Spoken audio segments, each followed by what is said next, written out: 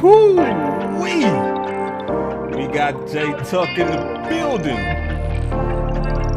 Man, what a day. What a day, dog. What a day. I can't wait to this one. How you doing, Tuck? Yeah, man. What's going on? What's going on, Cowboys Nation? Yeah, man. Yeah. Shoot, I tell you what, man. I'm super excited about this topic because I was thinking when we got off the phone the other day, I was like, bro, we should have recorded that.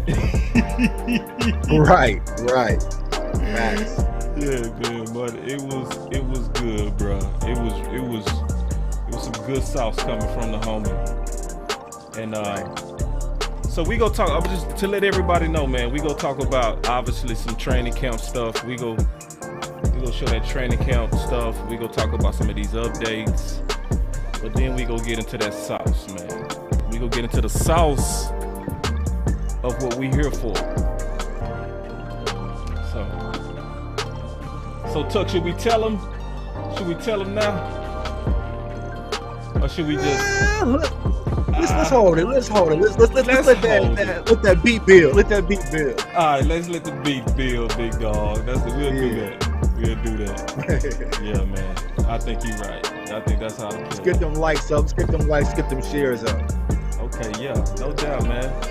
We gonna definitely need to take a light break too, bro, because I already know how my people do it. They come in, right, and they'll be like, "Oh, I forgot," and then they'll hit it. You know what I mean? Yeah, we all do that though. Bro, I was looking at some of my videos the other day, and I ain't hit the like on my own videos, so. Right. Bro, you tripping. Right. Hold on real quick. The title off. My title off. Let me fix that. Why is my title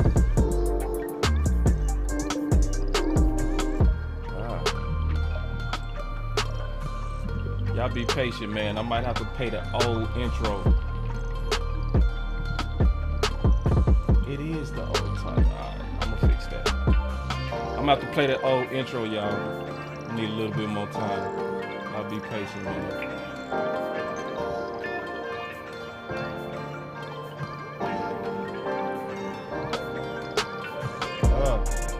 Alright. Yeah, I'm gonna have to play that old intro. You gotta have a backup, man. It's right. Just how it go, bro. What's up, everybody in the building? Live chat, we see y'all. Yeah, man. What's up, live chat? Y'all forgive Boss Cowboy, man. Boss Cowboy got some real life flying this plane while it's in the air, dog. Hey, but this is what happens, bro. We used to this, bro. Listen, this ain't nothing new to us, dog. This is not new to us. So y'all listen to the old intro, man. Let's go buy me some more time real quick. There we go. Y'all check that out. Yeah, man. Let me fix this real quick.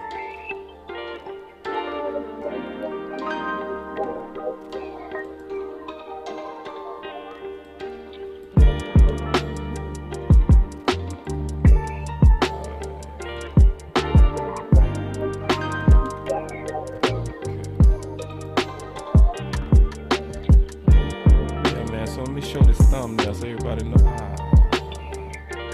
what we be talking about, man? We be talking about the no identity Dallas Cowboy offense with J Tuck. Get it. Yeah, man. It's gonna be real interesting. And look, he already did a fire video, and I have that video already in the description. You know what I'm saying? So listen, I always tell people, check the references, you know what I mean? Because we go dig into it, but he already did a lot of research on this, you know what I'm saying? So if somebody already did that homework, Go also check the reference. So y'all make sure y'all check out Cowboys Fans Only with J Tuck. And that's where you go get also more details on this, what we getting ready to talk about. The no identity Dallas Cowboy offense. And it's not bad. We just, we just gonna learn some stuff today. We gonna learn about our offense. That's what's gonna happen, man. So y'all, I'm looking forward to it. Straight up.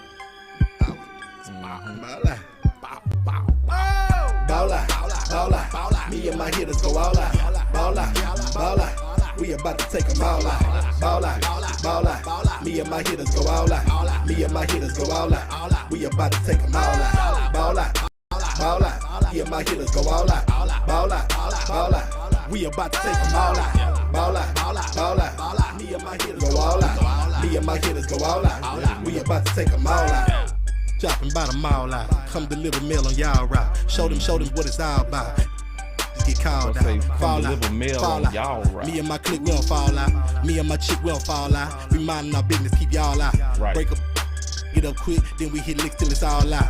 I hate my job, I'ma call out. Boss of myself, child out. I'm a recruiter, a hot percentage shooters. Gotta keep rifles and Rugers. Some people just trifling and losers. Watch for the jackets at night, they be cruising.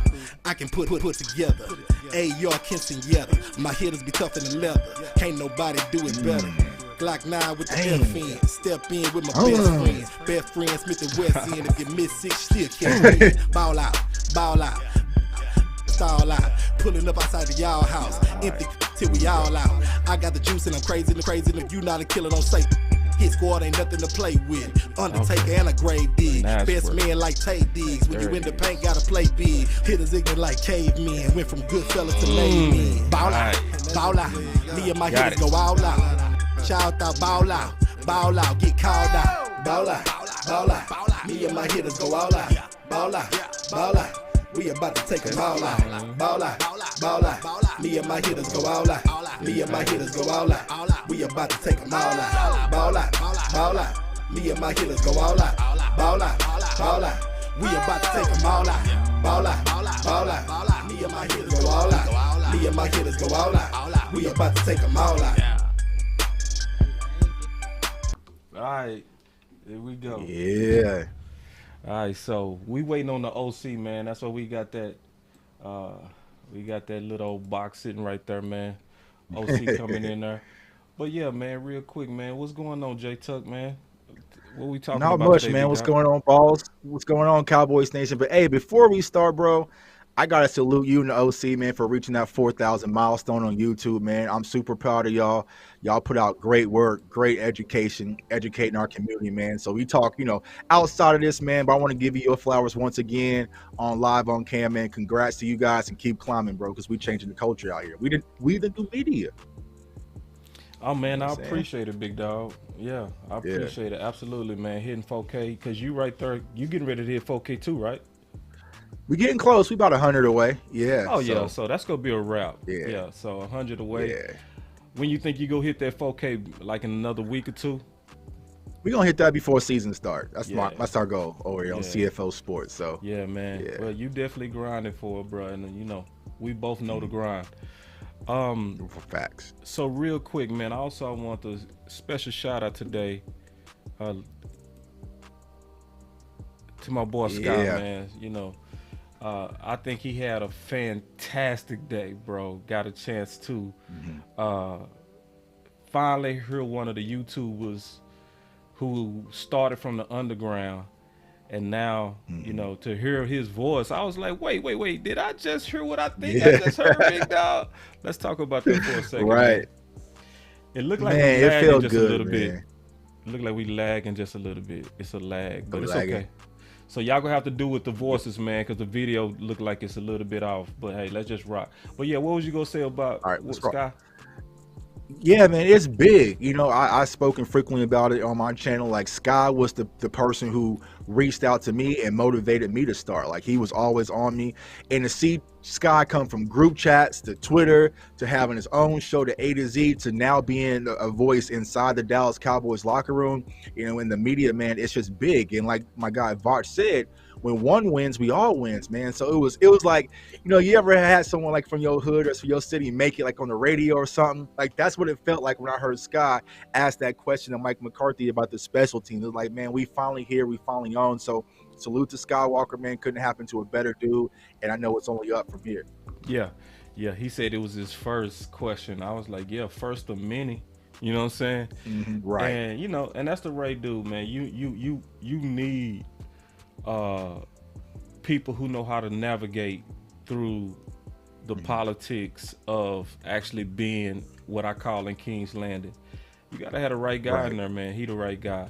And plus he trained. Facts. So it makes a difference when you trained and you media trained and you went to school and all that kind of stuff. He gonna know how to navigate through that. So proud of you, dog. Right. Keep grinding, man. And we need more YouTubers to continue to kick down that door so that we can bring respect and more respect to the whole community. But also, Facts. That's man, what it's all about. We hear about this content as well, bro. And you came out with something that's super fire, bro. I'm gonna show it right now on the no identity. And I just want you to kind of just jump in and start talking about it, bro. So I'm showing your channel right here, where you was talking about the no identity. So let's just get right into it, dog. Let's talk about it.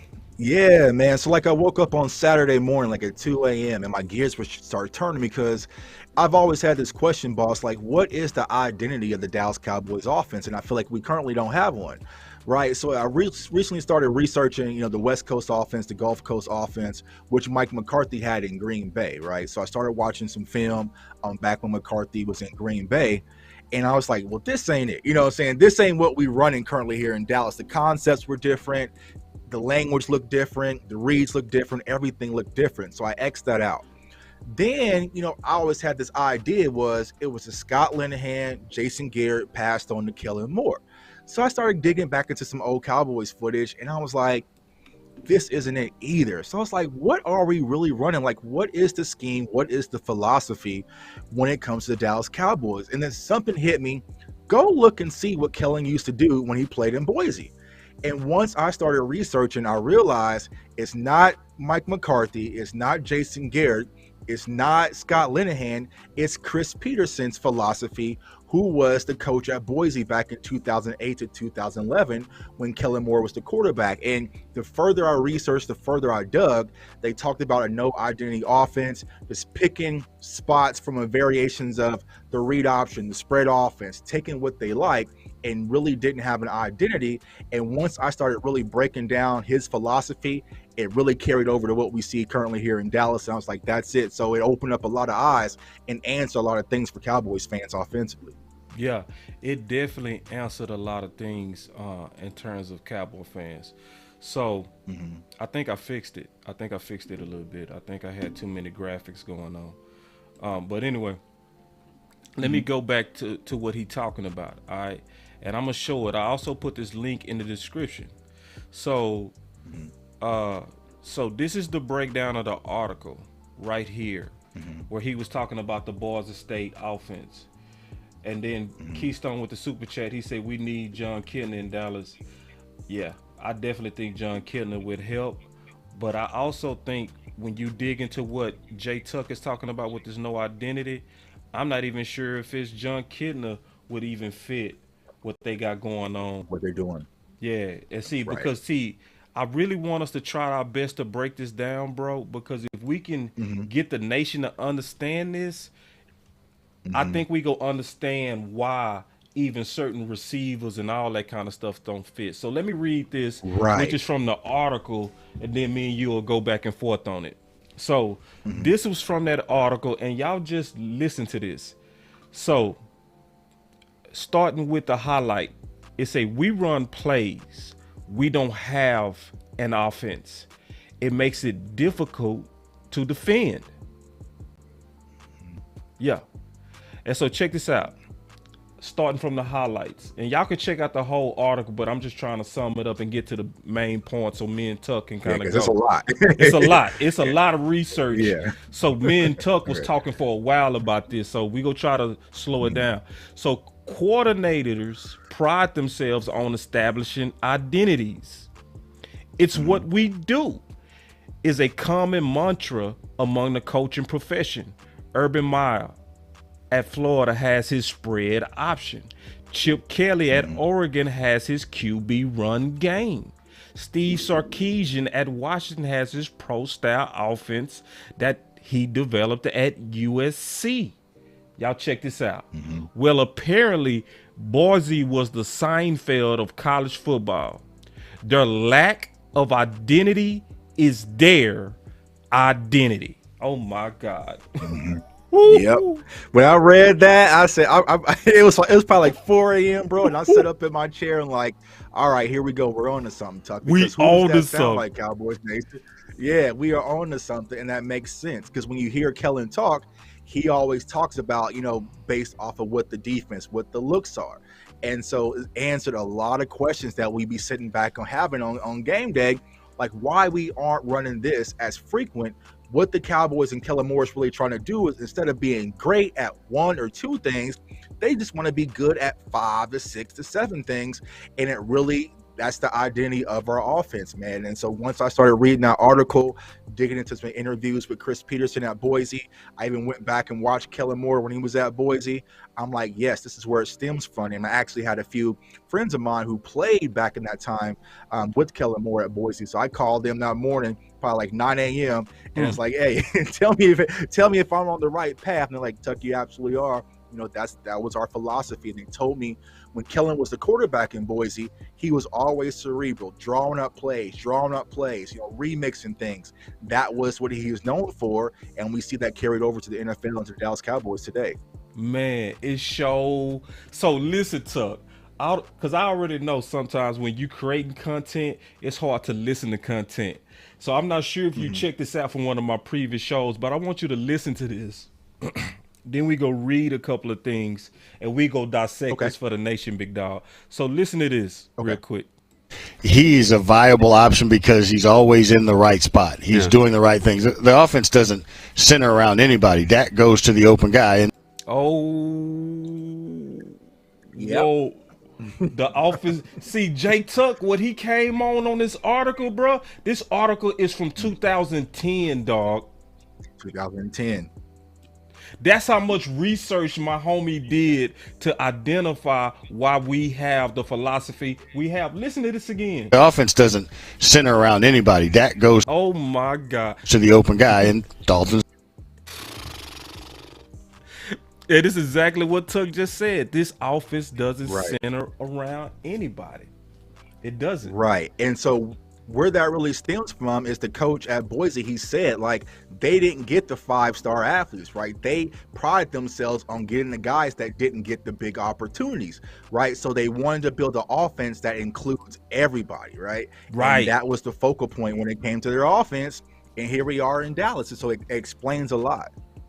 Yeah, and somebody said, he said, Mucho Boom said, for you, he said, man, Mucho Boom for you networking, researching, and providing your insight, big dog, salute. Yeah, I mean, no doubt, bro. I got to network with this dude. This is my homie, first of all. Second, he's done work that should be highlighted because it's putting more and more of the pieces of the puzzle together. Because see, this is the thing, Tuck, and we having video issues, so we gonna have to do this more sound. I'm not gonna kind of show our video; it's gonna be a distraction, but we gonna get through it. Okay, cool. Cause I got the slides, I got everything. We can talk from these slides, bro. Trust me, y'all ain't gonna see our nice looking cream brown faces today, but you go really kind of get into this content. So check this out. So it's another thing that's going on, especially when you hear and dissect what Dak and all these guys are saying. So let me look at what Dak is saying and we go dissect this together. So this is regarding Dennis Houston, right? And this is what Dak said. He said, Cowboys Dak Prescott lights up when talking about wide receiver Dennis Houston, the way franchise QBs seldom do with undrafted rookies, right? He's where, now this is key, y'all. Listen, going back to what he was talking about, the no identity offense that's coming from Jay Tuck in his research. He said he's where I expect him to be on each and every play. And he's coming back and asking about things, communicating about things, tough, resilient player. So what's your thoughts on this offense that's based on timing and being in the right spot, Tuck? Yeah. So it's really based on timing and being in sync with, the quarterback. But what I try to explain in the video, right? So there's two philosophies when it comes to the wide receivers, right? There's concept offenses, which is like the West Coast. So it might be a smash route or a dagger route, and they really have to know that verbiage. When this offense is really structured around a number system, right? So the route tree, you might hear about Amari Cooper, he can run the route tree, right? So it's dictated on like a 9 route, a 5 route, an 8 route. So Dak Prescott is really telling the wide receivers what route to run, and all they really have to know is to get to their spot and run that route. So with that mentality, it's much easier for a young wide receiver to come in and process that language, because they're coming in and Dak is telling you where to go. You guys play like flag football or backyard football. If I tell you to run a streak, you run a streak. If I tell you to run it out, run it out. So do the numbers and the verbiage. That's what Dak is telling these wide receivers. So it's easier for a young wide receiver to come in and adapt to that type of system versus reading the defense and running a smash concept, or reading, the different concepts that might be included into Mike McCarthy's West Coast offense. And so when you hear Dak speak about, he's in his proper spot, it's more about placement, rhythm, and timing, and just getting to that area at the proper time. And so that's what you're seeing when Dak's talking about Dennis Houston. Right. And see, this is the problem that I have with it, Tuck. It takes away the creativity of your receivers, because this is also why Ocho Cinco didn't work when he was in New England, because he's a creative receiver. He gets open with his creativity and his ability to set you up. In a timing offense, it takes away that. What's your thoughts on that, big dog? Right. Yeah, I agree. It's very basic and very vanilla from a wide receiver standpoint, because it's all about getting to that spot versus using your natural instincts. I mean, you play corner, and that wide receivers that got that natural feel, got that shift, I call it the wiggle, right? Yeah. They can make things happen. But with this offense, it doesn't really allow you to use that. It's really about just getting into your spot and pretty much opening up for other opportunities. I kind of compare it to basketball, right? We all kind of play the game of basketball. We know people can kind of run the pick and roll and kind of run the system offense, but then we all know there's hoopers, right? This offense really doesn't allow a wide receiver to go out there and just hoop and kind of freeform and use their God-given ability. It's more about getting to their spot and having that proper timing with the quarterback, so they're kind of limited in that capacity. Right. So I want y'all to listen real quick to Dennis Houston. Then we go show a little bit of tape on it, and we go put this together, because it's a lot of evidence of what we saying right now. Check this out. This guy's got an opportunity here, and he's doing everything the right way, and he's making plays, and one of the most important things is to have number 4 like you, and he's certainly got his attention, and he's doing a lot of good things out there. What do you think when you hear that? It's important to know and hear, but I gotta be confident with myself first and understand what I gotta do, because I can't get ahead of myself, like I said, and just continue to make plays and be consistent. When he says that number 4 likes you, right, and that's what's important, do you feel like there's a connection there, a little chemistry already? I know it's early, but do you feel that? Yeah, I like to think Dak's real good with being vocal about what he wants and what he likes, and seeing what he wants you to do. And so I've just taken everything he's given me and applied it. What does it take to get Dak to like you? I mean, did you show up trying to figure out, all right, if I can get the quarterback on my side, that's step one, right? Yeah. Is there something you did? You go to him and talk about, like, Dak, what do you need me to do? Yeah. I mean, how do you create a relationship that quickly with a guy like Dak Prescott? I feel like it's more about just being accountable in your position, like being reliable, being in the spot you need to be in when the play's called and your number's called. That's just the main thing I would say. And it helps to catch the football. Right, yeah, too. Yeah. But first you got to be in the right spot. Right. Oh, my God, bro. That spot. That spot. That dude said, bro, he said, it's more important that you catch the football. He said, yeah, that too. But first, you got to be in the right spot, Yeah, bro. in the right spot. Right. Right. If this is, Exactly. and I'm gonna show y'all a play which gives you an example of this. Y'all check this out. Look at this is the problem I have with it though. Look at this, Tuck. Look at what Dennis is doing. Did you see that? Right. He is getting to literally his spot. and and instead of attacking the ball, which is what receivers are taught to do, when you run a hook like this, you're supposed to come back to the ball. Because he's so concentrated on being in at that spot, Right. it took away his instincts and it allowed Diggs to make that play. What's your thoughts on that, bro? Right. Yeah, I agree. Like Dennis said, he's just focused on getting to that spot first. You know, that's the number one priority. But like you're shown in that clip, he doesn't come to the ball. So it's like he has to adapt and kind of get into a rhythm. But his primary responsibility that's in his head as being a young wide receiver is just getting to where Dak wants me to be and staying right there, right? Right. So that's why y'all see tight ends. If you follow me closely, y'all know I'm the tight end whisperer, right? But you see tight ends like Dalton Schultz really thrive in this offense because Dalton Schultz is going to get to his spot versus having someone with a little bit more wiggle and more freestyle with them that's a little bit more fluid that might naturally not want to get to that spot and just stick right there. So the Dallas Cowboys are looking for wide receivers that really just stick there, get to their spot, and hold it until Dak can get them the ball. But now I understand why, because I'm viewing the whole philosophy of the no ID offense. Yeah, I'm not even sure if that's what it's called, but that's what I'm calling it, right? The no I ID. like it. I like it, bro. The no identity offense, bro, because it makes sense, Yeah. bro. Like it Right. all makes sense. And then let me see if I can Yeah. pull up. Y'all be patient. I'm gonna pull up exactly what he talking about on Schultz. Yeah. Ooh, I got it right here. Ooh, and y'all watch. Oh man, this is a good show, bro. Look at now. We finna show exactly what Tuck is talking about right here, bro. So here we go. Hold on. Did I hit that play? Man, come on, man. Don't be tripping. All right, hold on. Yeah. Hold on. You get there, you sit there. Hold on. Let me turn this off, man. I see what's going on. All right, so here we go. So this is what Schultz is reading. Okay, Schultz is reading the drops of the defense. That's what's going on. So what you're gonna see is when you see those linebackers drop into the zones, he's gonna sit in that soft area.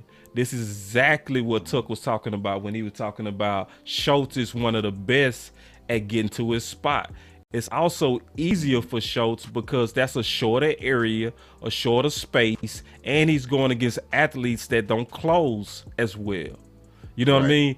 So this offense, in my opinion, Tuck, to me, it's more so made for 12 personnel. What's your thoughts on that? Yeah, I agree. And that's why I was banging the desk even last year, you know, before the Blake Jarwin injury. It was like, we need more 12 personnel. And that's why I've been so vocal about adding additional tight ends, because it's really built for the 12 personnel. Because if you look at the history of Dak Prescott, where he likes to throw the ball is in the center of the field, but also the intermediate routes. That's pretty much amongst like 15 to 25 to 30. He likes to kind of be in between the numbers, as they would say. And that's why you see tight ends and also slot wide receivers typically connect more with Dak versus the outside guys, because that's where his first read. So more than likely, when Dak is reading his cues and reading the defense, he's reading from the inside to the outside, which typically will be Dalton Schultz and whoever's that slot wide receiver first, and then he may look to outside, which was Amari Cooper and also Michael Gallup last year. Real quick, because see, Okoye did a good job of showing where these receivers was running a lot of button hooks, right? But see, now that we know that this is a no identity offense, right, to where the receivers and all the weapons have to read the defense just like the quarterback, like they have to see the same things at the same time. To me, that made me say that it wasn't a play call for 4 receivers to continue to run button hooks. I think what was really going on is certain receivers was reading the defense a certain way and others was too, which made them fall back on, okay, stopping this hole. And if you got 4 people trying to stop in the hole, it looks like it's a play call of running 4 button hooks. What's your thoughts on that? Well, when I broke down the article, what it really talked about is that in order to digest the offense with this magnitude, they kind of call it like a buffet style playbook, right? Yeah. It's really on the quarterback, right? So that's why you're seeing Dak now, Cowboys Nation, at the line of scrimmage, make so many adjustments, because he is telling the wide receivers where to read the hole and where to sit based on the look. So if you look at early in the season, that's what Dak was doing. And then we kind of go to, post Denver game, when he was getting different looks, it was throwing him off. Because in the article also talked about how to disrupt this offense. And it's really about disguising your looks in the defense, because what Kellen Moore ultimately trying to do is he's trying to come out, right? So he might come out to simplify it. He might put Connor McGovern back there at fullback, right? And he's sitting there saying, okay, if I put Connor McGovern at fullback, do they stay in their base personnel? Do they keep 3 linebackers out there? Do they go to nickel? What really happens? And then they run the play. And then it might be third quarter where he comes out with Connor McGovern back at fullback. He's hoping to get that same look and counter off of it. So what he's typically doing is he's running these exotic formations. Sometimes it's like 4 quads, meaning 4 wide receivers, to see how the defense is going to react. And Kellen always speaks about that. We go off what the defense shows us versus forcing their will. And even in the article, it says, why doesn't Boise come out and just impose their will? That's just not what they're looking to do. They're wanting to get the defenses off balance, create numbers, get shift and leverage, meaning their angles, and kind of hit them in different ways. And so, once I really, like I said, that article breaks down everything that you're seeing in Dallas as far as the philosophy is concerned. Real quick. So you a YouTuber. You ain't nobody. I'm a YouTuber. I ain't nobody. Yep. Obviously, we speaking facetiously. So if we breaking this down, bro, what are defensive coordinators doing right now? Let's just keep it real. Exactly. If Jay Tuck on a Saturday morning at 2 a.m. while watching TV can figure out this offense, what is a man that's getting paid millions of dollars can figure out, right? Right. And it's like, it was a part of me that, like, I didn't want to put the video out, boss. I'm like, man, I don't want to reveal too much in case. But like I said, we've been having so many questions. Because think about this. If someone was to ask you, what's the Cowboys' offensive philosophy? A lot of people in the chat, a lot of people I know, like, I don't know, I could never tell, because what it talked about, and I showed that in the video as well, is that the Cowboys are extremely efficient, right? So, for example, I've been banging the test. I love when the Dallas Cowboys go no huddle, right? No huddle, go no huddle, no huddle. So why don't we run no huddle more frequently? We came out versus Washington. The offense got into a rhythm. We sped up the tempo, and we was efficient at it. But instead of just being efficient at tempo, they want to be efficient at RPOs. They want to be efficient at play action. They want to be efficient at spread and motion. So they doing a bunch of little things decent, but their usage rate is very low. Like no huddle. They're 11th in the NFL with no huddle. 13th in motion. Play action, 21st. RPOs, 13th. But they're very successful at it. So that's why you're seeing that type of volume. So from Kellen Moore's standpoint, he believes his offense is efficient, which is showing that it is. Now, what the real problem is in Dallas, and we'll probably talk about that, is when it breaks, what is going to be your identity that you're going to lean on to get back into a rhythm? And that's why we kind of seen the situations that we have thus far. Let's talk about that now. What would be what they lean on? I got my ideas. I want to hear yours. As far as what the offense leans on, what Kellen Moore leans on? So we run up against an Arizona who had this system's number. Because the key thing that you talked about from the article that hopefully people paid attention to, and this is true because you can see that the Cardinals did this on us. You can see that what they did is they showed a lot of disguises because this offense is based on being able to read the defense. So it's a defense like the Cardinals. They got a beat on us. What is our go-to? What do we do? Yeah. That's the hard part, because I really don't know, because like we try to stick with it and continue with it, because like you said, the one game where it stood out the most was versus the Cardinals, because they moved Buda Baker all over that field and it threw Dak's signal off. So you throw Dak's signal off, you throw his timing off, plus you're getting pressure up front because our offensive line wasn't playing the best.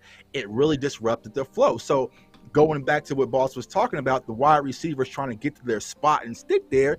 Well, when you sped up, you may have called the wrong read because you thought it was a cover 3, but all of a sudden it comes out, find out they're an actually man, or it's a cover 2. Like, everything is sped up. So now Dak's clock is sped up. Right. Now the pass rush is coming, and the wide receiver is still trying to figure out what actually is my spot, because you're telling me it was a cover 3, but it doesn't feel like a cover, you know. This so is man. We're disrupting. Yeah, right. This is what's disrupting our offensive flow through that second half of the season. Yeah. See, because I'm going to tell you what I think the solution is, big dog. I want to get your thoughts on this, okay? Mm-hmm. I think when your system is breaking down and when the defense is honestly ready, because that's what we're talking about. Mm-hmm. We're talking about the defense basically having a beat on you, right? Because based on this research that you've done, you would make it easier for a defensive coordinator to slow him down. Mm-hmm. Right? So let's say you're that defensive coordinator. At that time, to me, I think this is what you got to do. Just keeping it real. I think you got to abandon your system and go to your playmakers. Right. You know what I'm saying? I think you got to say, all right, listen. Okay, look. Now it's start time. You know what I mean? Because see, this system, in my opinion, is no identity offense. The adjustment when the defense got a beat on you, well, your identity need to be feed your stars. What's your thoughts on that? Yeah, and that's what I said yesterday in the breakdown, right? So even if you go back to the 49ers game and also in the film clip that I showed, right, the Cowboys and Kellen Moore try to get a shift in numbers. So like I said, they have 4 quads, they have 5 people lined up on that high side, and they had one-on-one coverage with Amari Cooper, right? So theoretically, bro, I don't care what the play call is, why you're trying to get space for it was Cedric Wilson actually came through on a crossing route. You have one-on-one coverage with your star wide receiver, your number 1 wide receiver, Amari Cooper. That's your read. That is your read. That's the time when you need to let your playmakers be stars. And you heard Troy Aikman come out and talk about it. Also, Tony Romo come and talk about it. So I saw someone in the chat mention John Kitna earlier. That's what this offense needs. It needs a little bit more street to it, you know, because it's really tied to just the system. But you need to have that option to say, if we get one-on-one with CeeDee Lamb on his backside, there's no safety help, I don't give a damn. You take that shot. You get the ball in his hands and let him be who he is. But that's what the offense is currently missing, and I think that's how we ultimately improve from a play calling standpoint. Man, I appreciate everybody that's rocking with us, because first of all, our video is tripping, but y'all not tripping. We ain't lost nobody. Right. Y'all rocking with us. You're learning. That's what I love the most. Ooh, this show would have been so fire with this video, though. I'm so mad right now. Ooh, because listen, I got a whole lot more that I want to showcase. All that mean is we gonna have to get J Tuck back, you know, whenever we can, and we gonna do this once I get this stuff working right. Man, that's me smacking my step. Yeah, but like I said, like it's cool now that we know what we doing. You know what I'm saying? So now I have an idea of where we going, what's the thought process, you know. And I've always asked the question, boss, like, and it hit me the other day. I was talking on Twitter. You know, I was like, why doesn't Dak beat the table for bringing in some veteran wide receivers, bringing another guy? You know, wait. Before you answer that, Yoga fire. Okay. Yoga fire. I gotta give you some buttons, dog. Go. Let's go.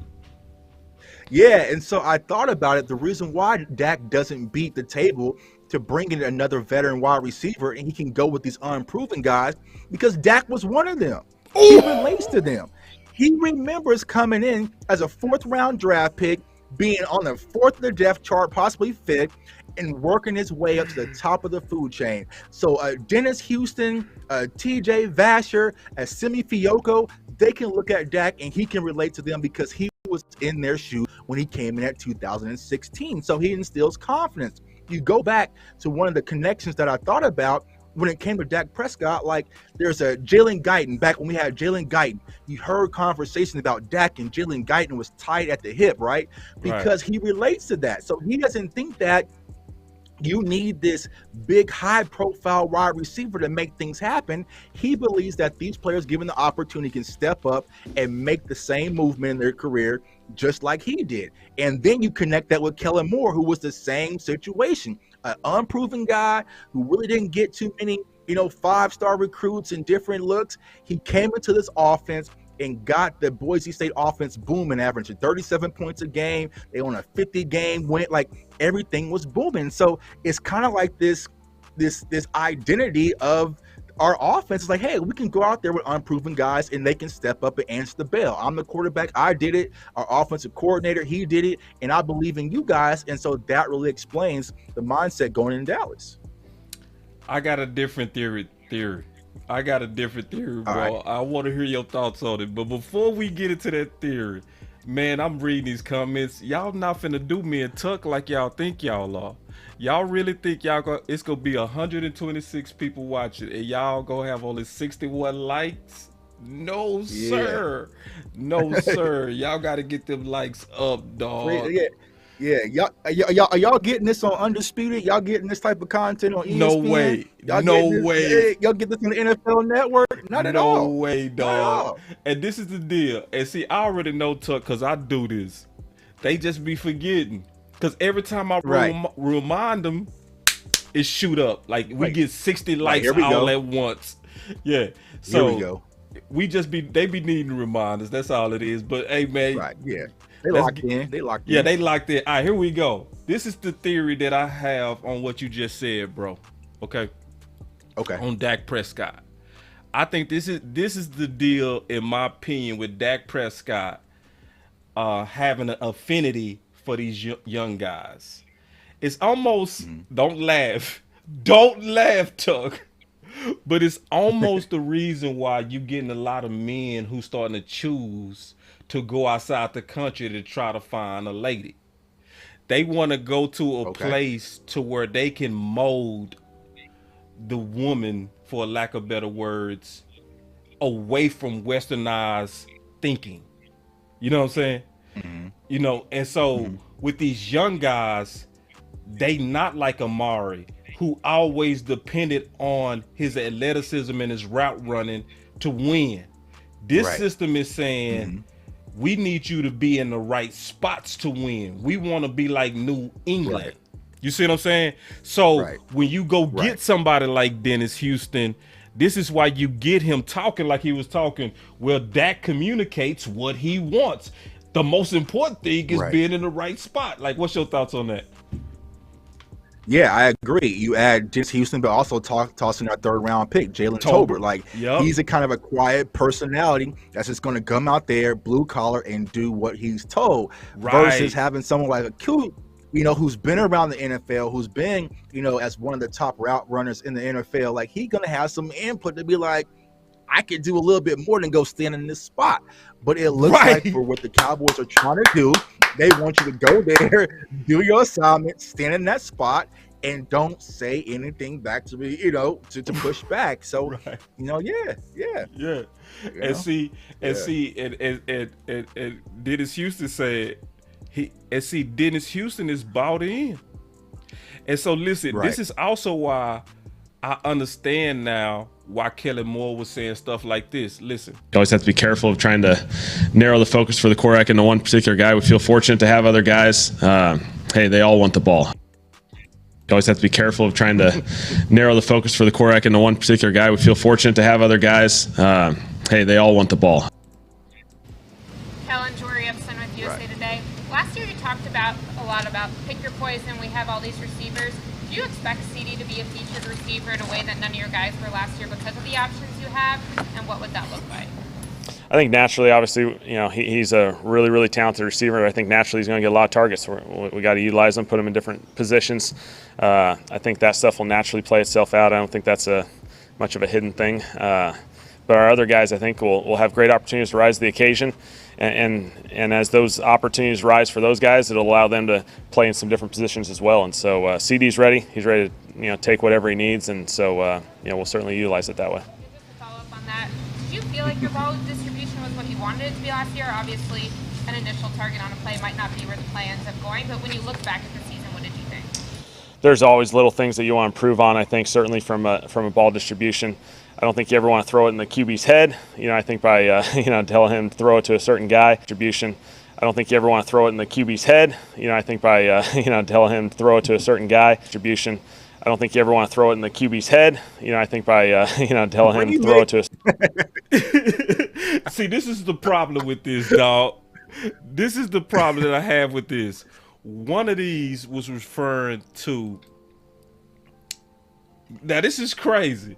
The first one was referring to Cooper. The second one was referring to Lamb. This is truly taking this no identity offense, bruh. It is truly taking your stars and making them role players. Dog, this is crazy, dog. Yeah. Do you hear the Lakers coach talk about we want to get everybody involved, or do they want to get LeBron James in the man? They want LeBron. Yeah, and so, but what's crazy when you play that back, boss? You want me to play it back? Pick your poison. No. When you play that, he said, "Pick your poison." Right. Go back to that article from 2010. Chris Peterson talked about picking your poison in offense, and so it's just like there it is. That is the mindset. That is the philosophy that Kellen Moore has. It's not just about getting your star players involved. It's about running the system and letting everybody participate. So that's why you see Dallas having this boom where you might have 3,000-yard wide receivers because everyone's getting involved. So from the standpoint, Cowboys Nation, we might not look up and see CeeDee Lamb getting 1,600 yards, 1,700 yards like you're looking and seeing what's going on in Cincinnati, right? That's why you see CeeDee Lamb get 15 targets. One game he might have 10. One game he might have 5. Next game he might have 13 because it's all about the system, the spots, and where he's lining up versus his true talent and what he can do out there for us on Sunday. So, bro.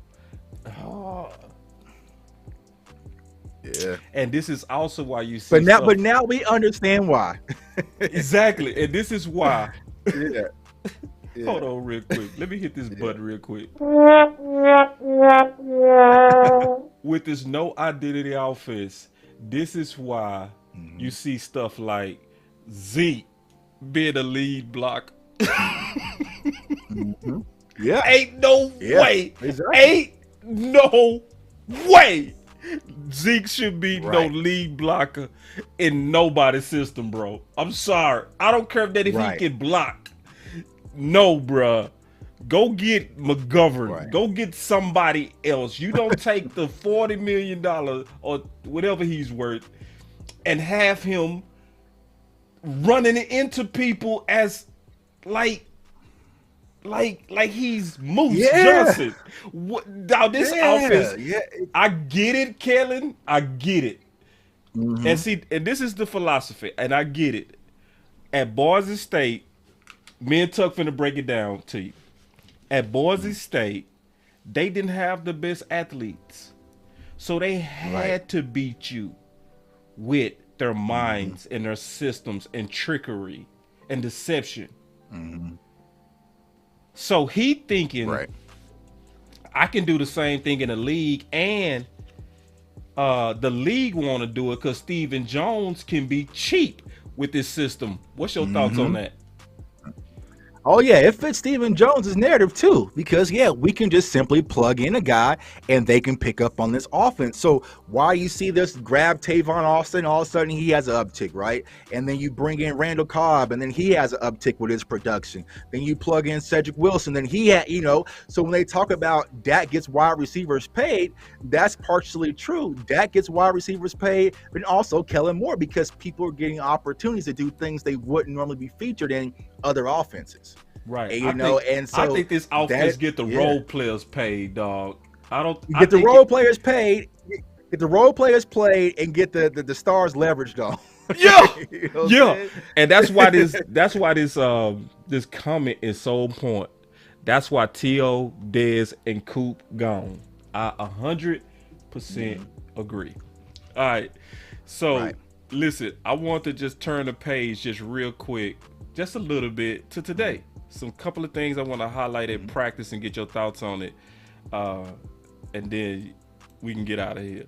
But check out LVE right here. I like this from LVE. Tell me what you think of this, dog. Watch my boy LVE take on Yeah. T. Smith Tyler. Ooh, Yeah, banging. LVE, that neck, it look okay to me. Yeah. What's your thoughts on this? Yeah, bro? yeah, and like I said, now I can breathe a little bit when it comes to LVE banging out because we have the extra death by Anthony Barr. Because I was saying, to a lot of my viewers, if he goes down, which traditionally he did, like now last year when it was that contract year, LVE didn't get COVID, he didn't get nothing, and so he was fully healthy. But now he can be a little bit more flexible, and I like LVE out there, kind of being the veteran mindset out there for our linebacker core, which is going to allow Micah kind of roam. So I like LVE, and I think LVE fits Dan Quinn's mold. Just kind of that veteran blue collar guy is going to go out there and do his thing, and that he can trust. So yeah, I like LVE, man, out there banging wolf hunting. Yeah, that was encouraging for me to see. The only thing that I didn't like about it is his legs died on contact, but I love how he met Tyler with real force. To be honest, I don't remember LVE doing that in a long time. You know what I mean? Right. Just that and Tyler's is a big encouraging. boy. Yeah, and we know Tyler has been bodying balls out there. You know what I mean? Like, you already know when you're going up against Tyler, man, you might as well strap it up, And for him to take on, and listen, this is not saying he's back, but to me, who's looking for something to be hopeful about, I want to see my linebackers taking on the guards with force, and that's exactly what we saw. I also want to get your thoughts on this today, which to me is also a big deal. Watching Gallup move. What's your thoughts on this, big dog? Yeah, it's refreshing because as much as we talk about these unknown, unproven wide receivers, I like my known, man. So as soon as that Michael Gallup gets back, it's going to help our season out. So, I know this kind of a, question mark about his return, but seeing the way he's cut, the way he's bending right now, it's refreshing that it should be sooner than the later, right? So I know I kind of have him earmarked by like Halloweenish. But I know some people were saying December, which is way too late. So I think Michael Gallup would be ready, as we get close into November, get ready to make that final push, which I think is going to be a huge boost to our offense. So it's just holding up and maintaining until then. No, that's encouraging, bro. Like I had him at first in December. From more research, I moved it around mid-November. Now, I'm starting to lean on you, like end of October, beginning of November. Right. And I like the fact that he working out without no knee brace. It's kind of too early there for me. But I mean, if you go come back at receiver, bro, you can't come back with no bulky knee brace. I ain't trying to brace on, just from a confidence level. Yeah, your confidence ain't gonna be there, and it's just different. So yeah, I like what I see from Michael Gallup's return. Hopefully he gets healthy because we're gonna need him out there.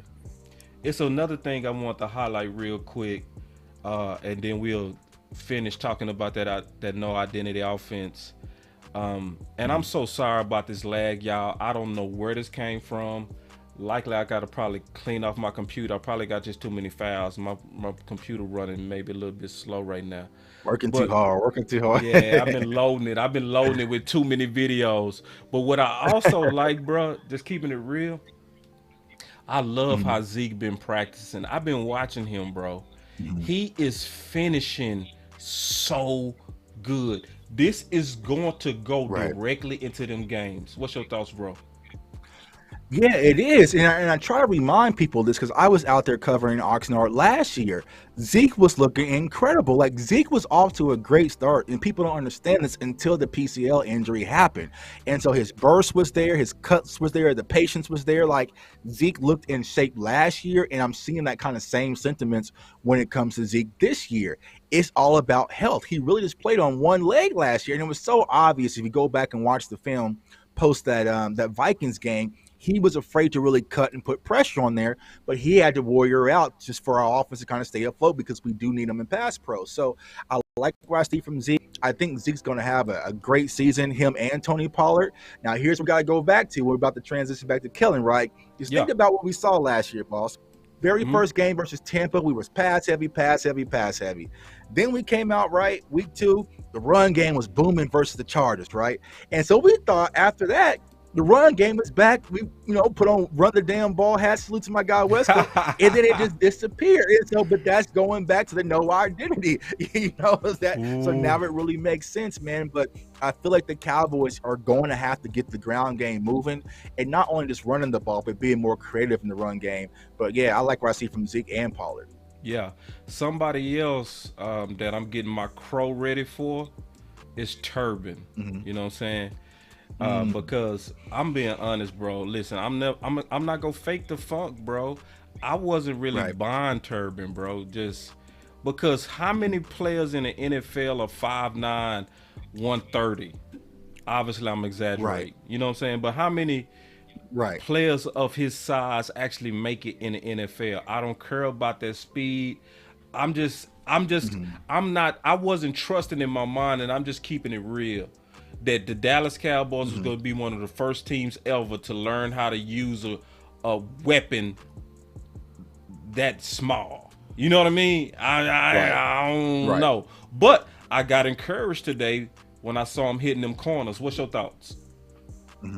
Yeah, he is a speed guy, and he's something we really never really had. We just never had that burner. So when it comes to Turpin, I'm thinking of him just as a punt returner, but they're trying to get him involved in the offense. Now, Mike McCarthy said this, about Turpin, like getting him involved, and it's different from Tony Pollard. And that's my frustration, because we've been having this weapon in Tony Pollard that can do the same exact thing, and we haven't been able to get him involved. So what makes me think that you're going to be able to get Turpin 10 to 15 touches, as Mike kind of spoke about today? I'm like, whose touches are you taking away to give to Turpin? Those should be Pollard first. You know what I'm saying? So you it's liar. like, I like what I see from the kid. Yeah. I was like, man, you better not be stripping them touches away from Pollard to get a Turpin. But we'll see. He's going to be small. He's going to be shifty, out there. But I think that we're going to see the impact will be on special teams first.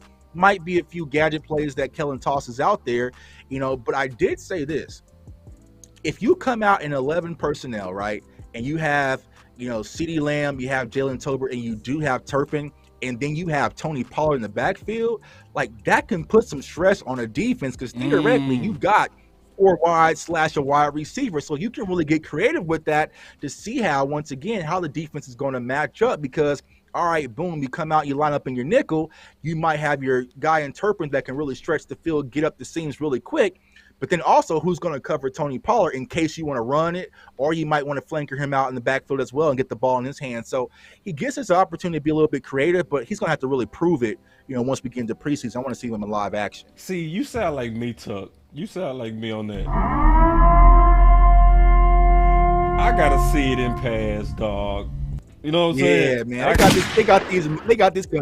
They got these concussion helmets on and all. You know what I'm saying? Like, I need to see it flying live action. What it's really like. Yeah, I gotta see what you gonna be like when one of them balls really lay into you and you only weigh 150. I want to really see. You know what I'm saying? I ain't.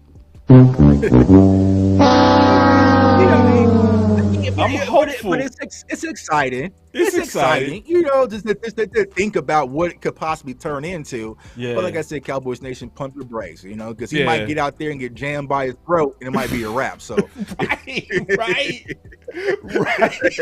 And I'm just keeping it real, bro. And I'm not trying to be Debbie Downer. I just like. Right. I gotta see more, bro. I gotta see more. I gotta see more. Real quick, because I'm just kind of rolling through some of these highlights today, and I want to ask you this question, bro. Is it time to start giving Simi some respect? Yeah, almost. Yeah, But like I said in my video I released today, boss, it's like it's good to see every day at camp. It's a new name.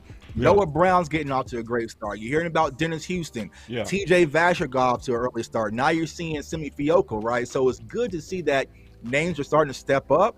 But what I really want to see is, once again, on Saturday, how are you looking? Because you was out there in that Forest Center last year. Like, Simi had a good camp last year, but in the game, it didn't translate. So things are a lot different on game day.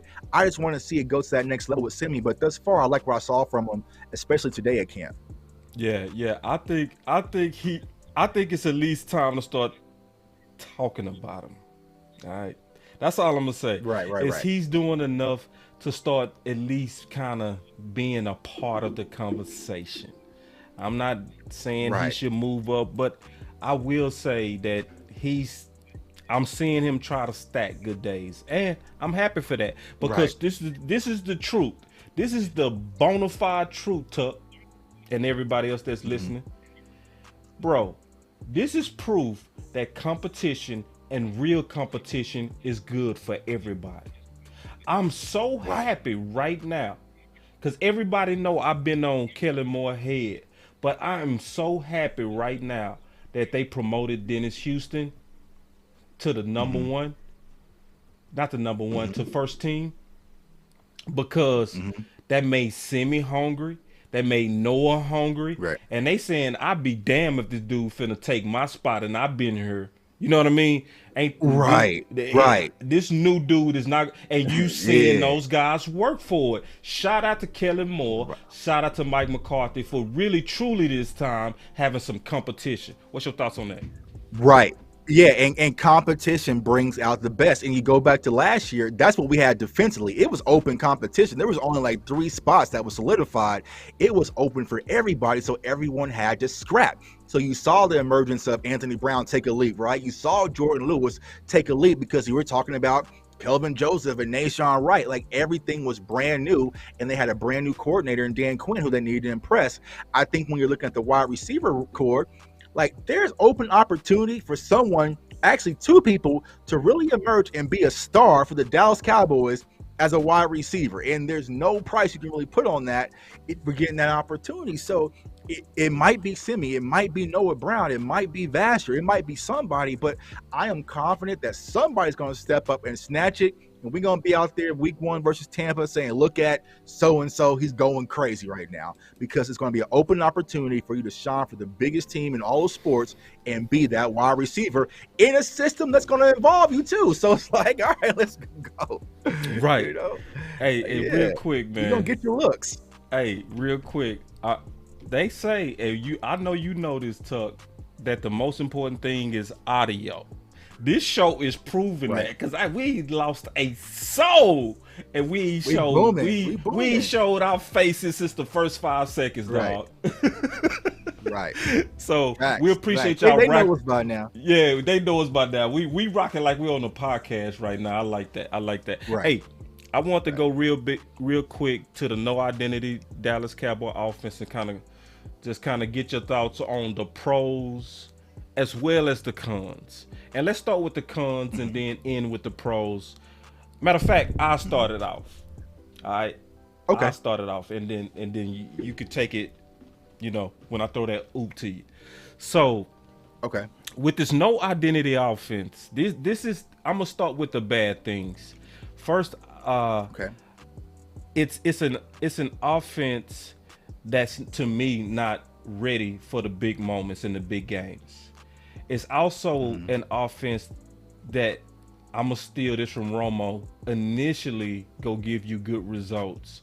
But once you get the J-Tucks that's working for these organizations, but this time, this J-Tuck is going to be a real coach who's getting paid millions to break this down, and he's going to get his staff to go find everything to figure out the mind of Kellen Moore, and they go find that article, and they go pick it apart. So once they figure out your patterns, I don't trust that a system can carry us for the long run. I think this system can have its wrinkles, surprise people early, but I don't think it can last 17 games, especially when it get in the post, when you're going against the absolute best defensive minds and research teams. The third thing that I don't like about it just defensively is that it takes away the creativity of your receivers, and it takes away their ability to create. Now, the positives, it's a system that is truly about timing, that takes away an ability for especially average defenses to react. That's why you see the quality that you saw from Jay Tuck. And by the way, Jay Tuck created all these slides from scratch, man. Y'all give Jay Tuck a hand.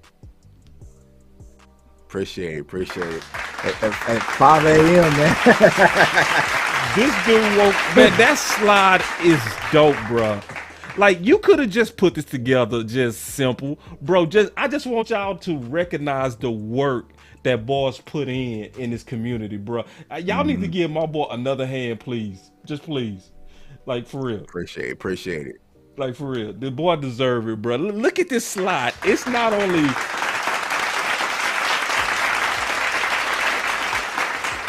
But the positives of it is the fact that it does have good results. When you look at another one of Jay Tuck's awesome slides, the numbers don't lie. So you can kind of take this system and it can beat up on the medium teams, I would call it, and get you in the post. It's gonna get you a lot of success. You know what I mean? So even though I've been dumping on it, I'm more so dumping on it on how it performs in big games.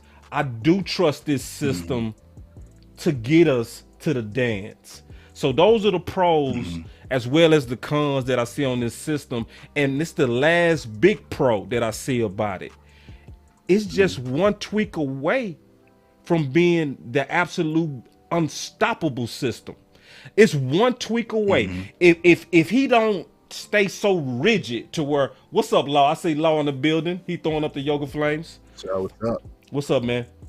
But if he not so rigid, big dog, in his system to where he can allow some matchup, right? So just a little bit of matchup concepts, especially with his playmakers, we will have the best offense with the league, even minus Amari Cooper. Those are my pros and cons in his systems. What's yours?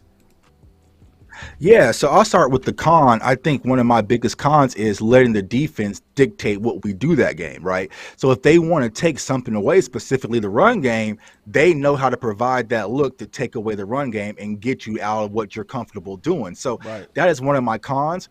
And also what I really thought about too when I was doing the videos that, okay, Kellen Moore wants to kind of toss out these hooks to see how the defense is going to respond so he can hit them later. So I started questioning, is this the reason why the Cowboys typically get off the slow start? Because he's kind of just tossing things out there and kind of saving things in his back pocket for later in the game. So those would kind of be my two cons, plus what we already mentioned, not getting your superstars involved.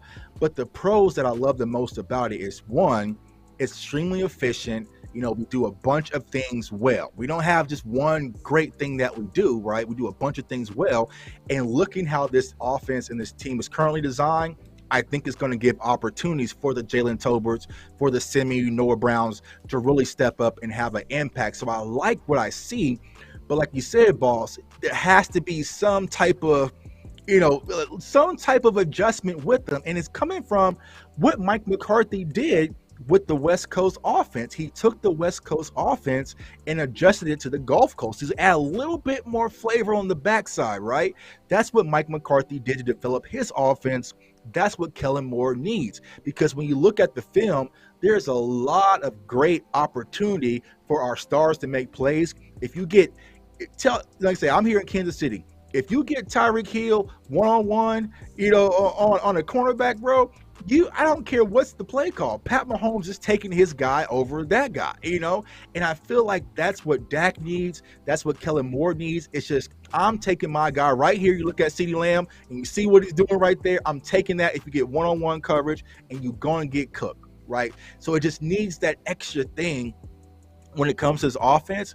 And what I really like the most, it shows that the Dallas Cowboys trust Dak Prescott to really be the leader, to put this offense into motion, because it's not a simple offense by any means, because you have to have a little bit of everything in your skill set.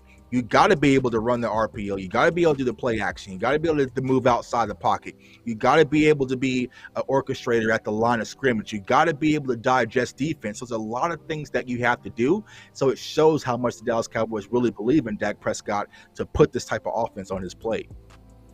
Hey, check this, man. So I'm gonna show y'all my boy channel, man, and this particular video, because I got the video already in my description, but this is the video that he did. I really want y'all to check it out, bro. It is a fire concept. And everybody know that I've been beating this drum on the offense, and I didn't have a name for it though. My boy J Tuck with the work.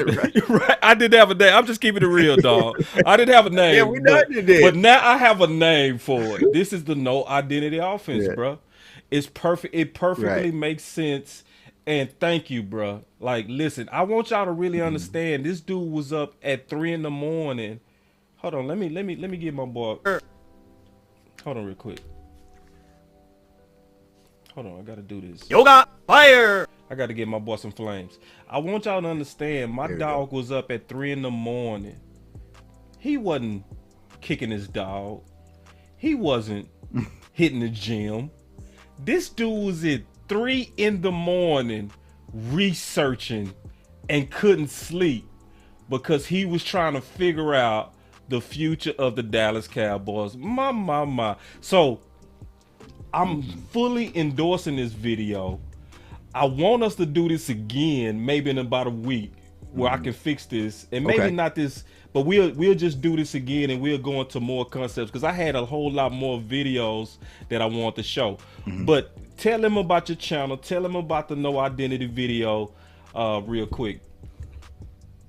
Yeah, man. So I dropped the no identity video yesterday and been getting great response. And to be honest with you, I was kind of hesitant to drop it because sometimes, people don't like to get deep in the weeds when it comes to football and education, right? They want to see Tuck going against the Eagles guys, screaming and yelling and all that stuff, right? But I feel like not only was this for the community, it was for me, So sometimes as content creators, we get a little bit selfish. Like, this is something I wanted to know. So whether it got 200 views or 20,000, I wanted to drop this, and I think it was going to open the eyes, for a lot of Cowboys fans and answer a lot of questions that we had. So, come to my channel, CFO Sports, if you haven't. We do film breakdown. We have great conversations, live shows breaking down the Dallas Cowboys. And this is what I want to say about all of us, me, Law, Sky, Boss, West Coast, all of us. Like, we love this team. So you might hear something that comes out and say, Tuck is being negative. No, Tuck is trying to find a solution. Like, with this kicker situation, I'm scrambling trying to find a solution. Boss is trying to find a solution. We're not trying to tear down this team or hate this team. We want this team to be better. Hell, I'm a season ticket owner. I want to win games, So when I drop this video, it's about educating the community, educating our fan base. So now we understand what we're actually doing, and now we can have collaborative conversations of how we improve it, like we're doing tonight. So this is what that video was really about and what it represented. Man, and dope video. And y'all watch me. Look at this. I just made it 100. There we go. Listen, that shows you right there that all of us do it by accident. I done endorsed this video. I done downloaded this video. I did everything but hit the like. Right. Yeah. You know what I'm saying? So I already know, with his channel, y'all go hit that like button.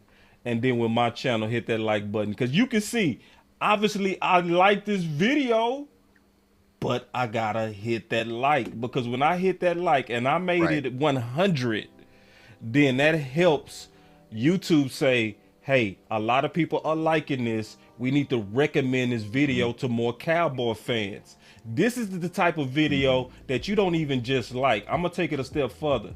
I'm going to hit that like, and I'm going to hit that share.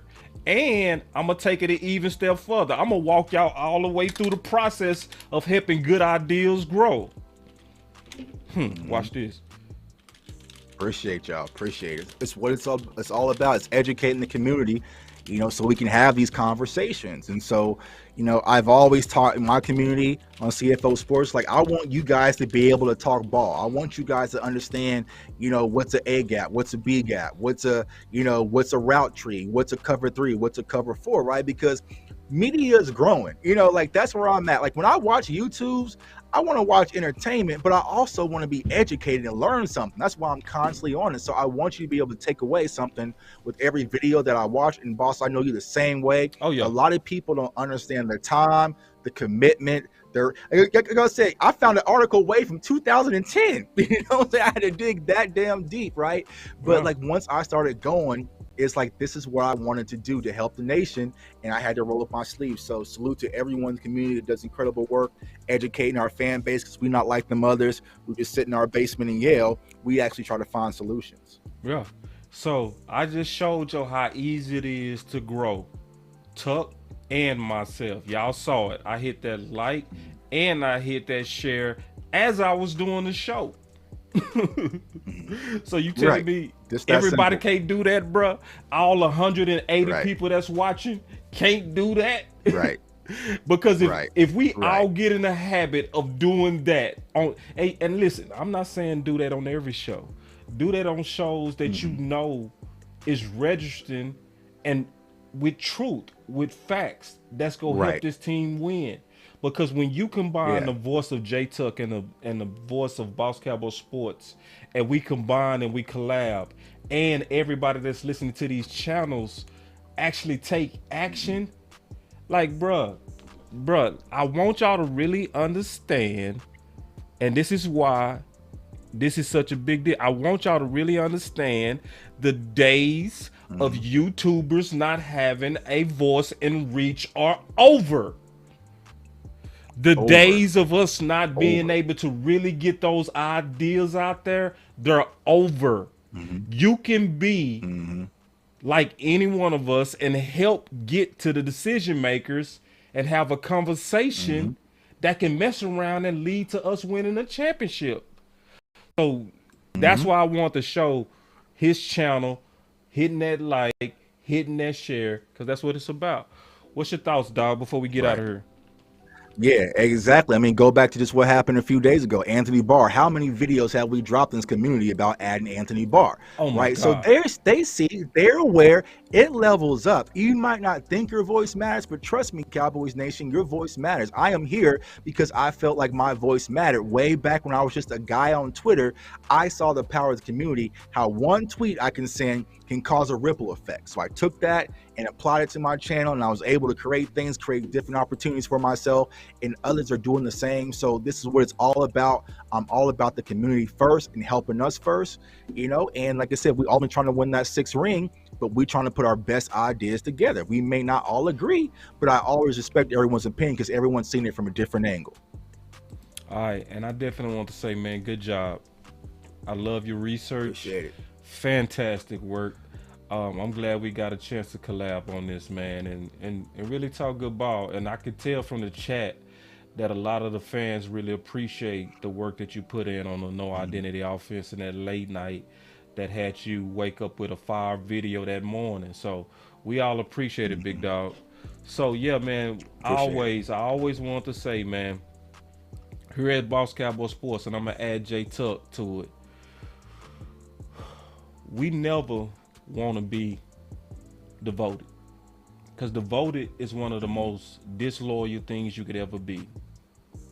We want to be loyal, because loyal people are gonna tell you sometimes things that's not gonna sound good, but the heart of what J Tuck is doing is he's looking into the offense and he's looking into the kicker, and I'm looking into the offense and I'm looking into the kicker, and I'm looking into anything that could be a potential risk at us hitting 6.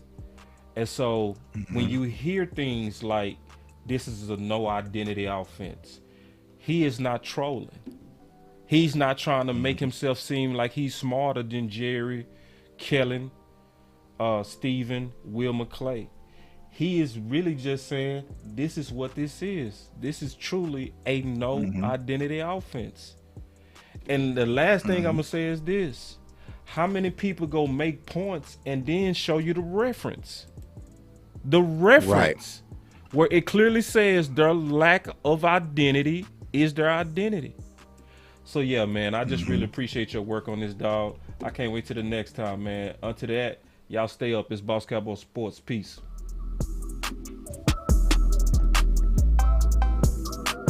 Don't go nowhere, Tuck. On to. Boss Cowboy Sports, where your voice matters.